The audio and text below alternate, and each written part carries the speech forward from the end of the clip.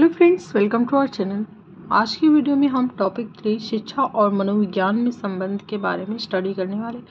जैसा कि पिछले वीडियोस में हमने टॉपिक 2 यानी कि मनोविज्ञान, जैसा कि हमारा टॉपिक 2 था वर्तमान शिक्षा के उद्देश्य, अब हमारा टॉपिक 3 है जो है शिक्षा और मनोविज्ञान में संबंध। आज हम इसके बारे में स्टडी करने वाले हैं। हमारा पहला हेडिंग है मनोविज्ञान की अवधारणा।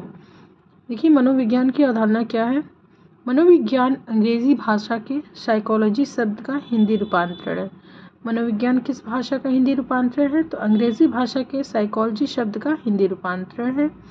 साइकोलॉजी शब्द की उत्पत्ति कहाँ से हुई? यूनानी भाषा के को साइकी और लोगोस से हुई, यानी कि यूनानी भाषा के साइकी और लोगोस से मनोविज्ञान शब्द की उत्पत्ति हुई है। अब देखिए, साइकी का अर्थ और लोगोस का अर्थ क्या होता है। साइकी का अर्थ होता है आत्मा और लोगोस का अर्थ होता है अध्ययन करना। अब देखिए, अतः साइकोलॉजी का शाब्दिक अर्थ जो है वो आत्मा और अध्ययन हुआ। अब देखिए, मनोविज्ञान में प्रारंभ स्वतंत्र विषय नहीं था, यानी कि मनोविज्ञान जो है शुरुआती दौर में ये स्वतंत्र विषय नहीं था कि इसको ले या न ले, ये हमारे ऊपर नहीं था, बल्कि दर्शन शास्त्र का ये अंग था।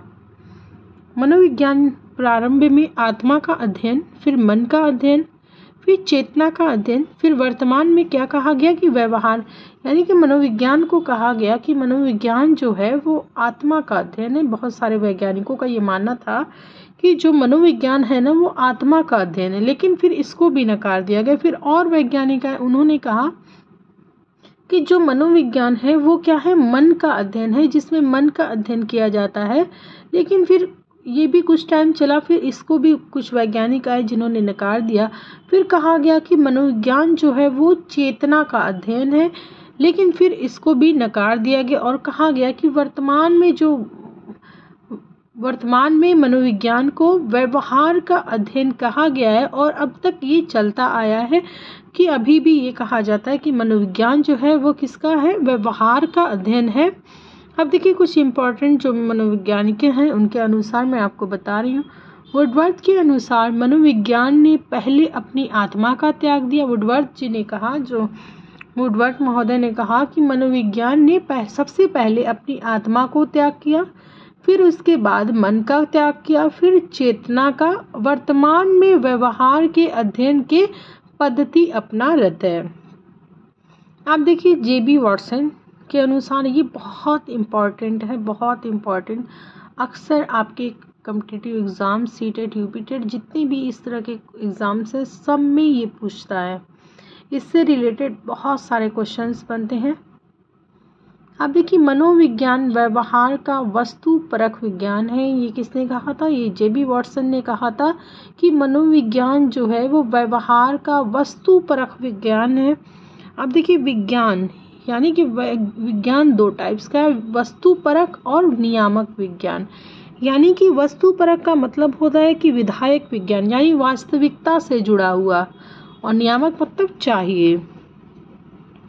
अर्थात मनोविज्ञान वास्तविक व्यवहार का अध्ययन करने वाला विज्ञान है। यानी कि मनोविज्ञान के अंतर्गत हम लोगों के वास्तविक व्यवहार यानी कि नेचुरल बिहेवियर का अध्ययन करते हैं इसके अंतर्गत। अब देखिए, व्यवहार क्या है, क्यों है और कैसे है, ये सब हम पढ़ेंगे, जो कि महत्वपूर्ण शब्दावली है हमारी। अब देखिए, पहला है बाल मनोविज्ञान। वह विज्ञान जिसमें बालक के वास्तविक व्यवहार का अध्ययन किया जाता है, बालक के नेचुरल बिहेवियर का अध्ययन किया जाता है, वो क्या कहलाता है? बाल मनोविज्ञान कहलाता है। दूसरा हमारा है शिक्षा मनोविज्ञान। वह विज्ञान जिसमें शिक्षा संबंधी वास्तविक व्यवहारों का अध्ययन किया जाता है। शिक्षा मनोविज्ञान किसे कहते हैं? वह विज्ञान जिसमें शिक्षा संबंधी वास्तविक व्यवहारों का अध्ययन किया जाता है। तीसरा है मनोवैज्ञानिक। वह व्यक्ति जो प्राणी के वास्तविक व्यवहारों का अध्ययन करता है वो क्या कहलाता है? मनोवैज्ञानिक कहलाता है। मनोवैज्ञानिक हम किसे कहते हैं? उस व्यक्ति को जो प्राणियों के वास्तविक व्यवहारों का अध्ययन करता है उसको क्या कहते हैं? मनोवैज्ञानिक कहते हैं। अब देखिए, शिक्षा और मनोविज्ञान में संबंध। शिक्षा का उद्देश्य व्यवहार का परिमार्जन करना, अपना सुधार करना और मनोविज्ञान व्यवहार का अध्ययन करना वाला विज्ञान है। यानी कि शिक्षा और मनोविज्ञान में संबंध देखिए। शिक्षा का जो उद्देश्य है वो है व्यवहार का परिमार्जन करना और मनोविज्ञान व्यवहार का अध्ययन करने वाला विज्ञान। अतः शिक्षा योग्यता मनोविज्ञान पर आधारित है। शिक्षा किस पर आधारित है?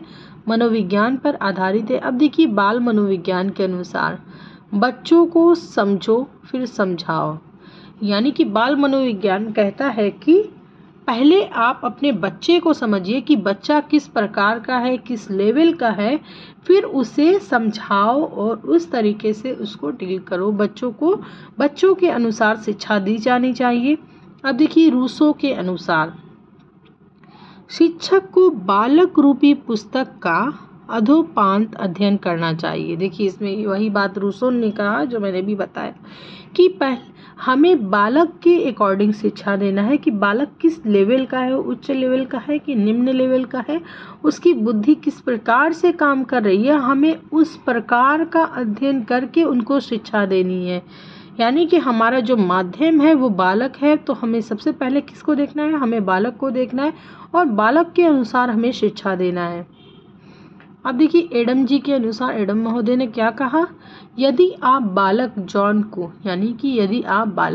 को लैटिन भाषा सिखाना चाहते हैं तो आपको लैटिन भाषा व बालक जॉन दोनों की समझ होनी चाहिए।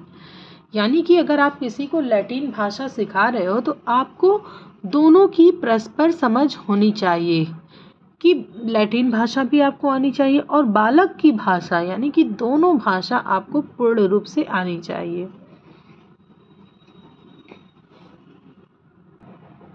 नेक्स्ट वीडियोस में हम टॉपिक 4 पढ़ेंगे, मनोविज्ञान के संप्रदाय।